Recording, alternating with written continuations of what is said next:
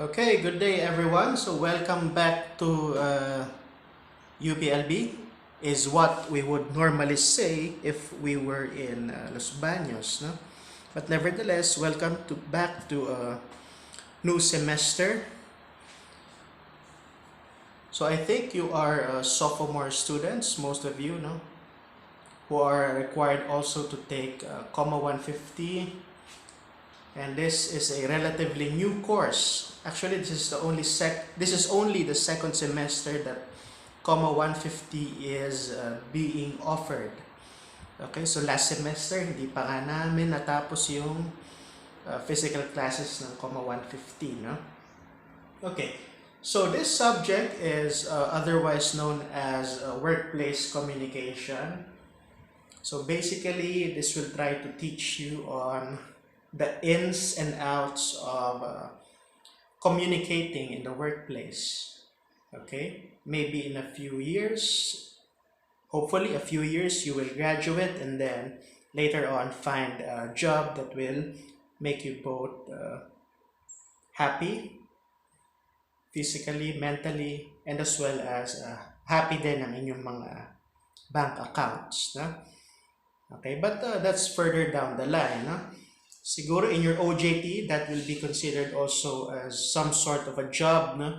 So, some sort of preparation na rin to. O baka sa inyo, yung iba sa inyo, baka naka-experience na rin na magtrabaho, no? Summer job, no? Part-time, no? Or being a working student, okay? And at least may experience na rin kayo.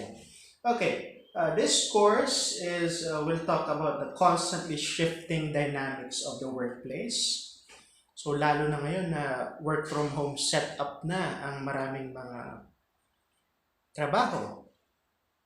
Also, nakita nyo, nagsarado na rin ng ibang mga businesses, industries na. So marami talagang affected during this time. Maraming nawalan ng trabaho. Okay, some companies treat their employees better. Yung iba, pinabayaan na lang. No? Parang bahala kayo dyan. No? Lugi na kami, bahala na kayo dyan. Okay, so those are some harsh realities that some people are facing today. Okay, so if you will get your course pack folder, no? So pakibuksan yung course guide, COMA 150 course guide. No? So please look at the learning outcomes. So at the end of the semester, you should be able to explain the recent trends and changing nature of the workplace.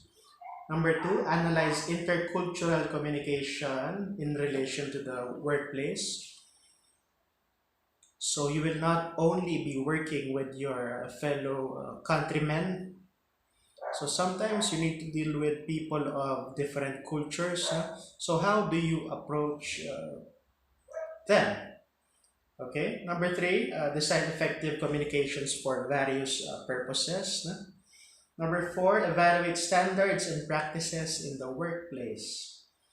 Okay, ano ba yung mga acceptable standards, practices ng isang company? No? At ano yung parang mga hindi makataong ginagawa, no?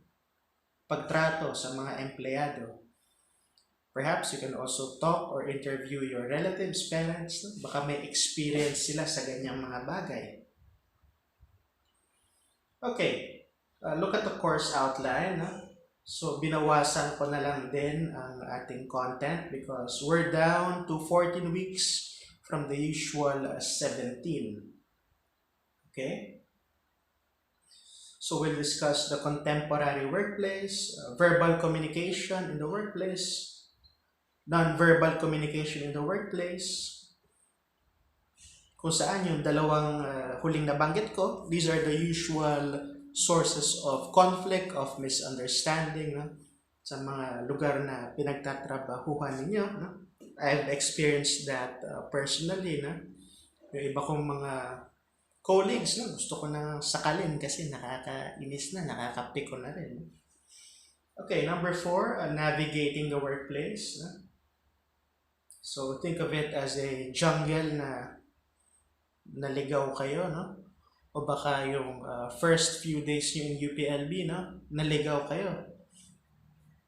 Punta na kayo sa engineering, no? Kala nyo, doon ang humanities, no? Mga ganang bagay. Hindi nyo mahanap yung co-plan, no?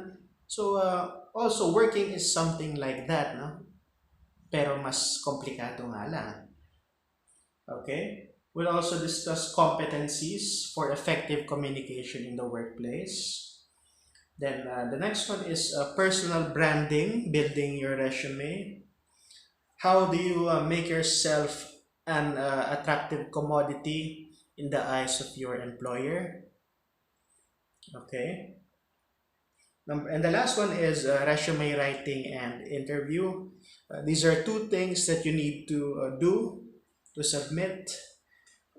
Two things na kailangan nyong i-ace para matanggap kayo sa trabaho ninyo. Okay. As for the course requirements, pakitignan po, 10% participation. So ano bang meron sa participation? As long as you submit requirements, homeworks, exercises, no? If we have a group discussion, part yan ng participation. 30% exercises and assignments, 30% resume and interview. And then the last 30% is your final paper. So this is a case study. Okay, so for a total of 100%. Okay, as for the references, most of these are physical books, no? Unfortunately, hindi na ako nakapag-adjust na maghanap ng mga reliable references ng books about workplace communication na soft copy, no? But if you find books about workplace communication na soft copy, okay lang, walang problema doon, no? As long as okay yung libro. Okay, grading scheme, perhaps you are familiar with this. So, hindi naman ako sobrang baba magbigay ng grade as long as deserve nyo naman yung mataas. No? So, kalimutan nyo na yung 5, 4, 3. No? Let's aim for the highest grade possible. Okay, mode of delivery. Pakitignan po, mode of delivery. So, I realize the challenging times that we are all in. No? Perhaps hindi lahat sa atin ay may consistent or reliable internet connection. Not only internet connection, but gadgets as well na para i-view yung inyong mga lessons or aralin. No? So I have put them in one folder. Feel free to access it on your available time. No? Kayong bahala mag-pace kung paano nyo tatapusin yung ating course pack. Kung paano nyo aaralin. No? Maybe from time to time, I'll also check up on you. No?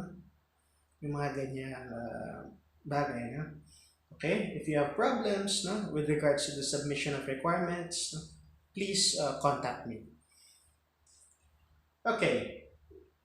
Please look at the next part, the study schedule. So, I made this in a way na ang approach natin ay on a weekly basis. No?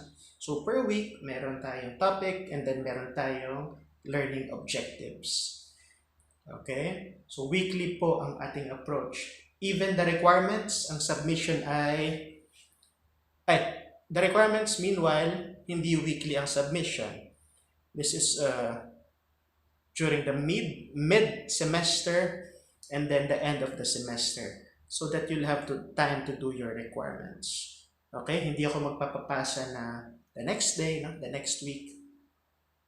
Dalawang period lang, no? Mid-semester and end of the semester. Okay? Sounds reasonable enough. Okay, house rules, no? Pakitignan. Meron tayong 8 house rules. So, given na hindi naman na kayo mga freshman students, I expect na naka-adjust na kayo sa college life, no? In doing requirements, no? Pacing yourself, no? Balancing your life. Okay? So, pakitignan na lang po ang ating house rules. And then, please also read the contact information and about me, your teacher, no? Konting information lang naman about me, no? Okay. Up next, you have your study guide. No? So, this is another file in your course pack. Paki-open na lang. This is divided into 4 parts. No? So study guide, ano nga ba to? This is how you will approach the weekly lessons. No?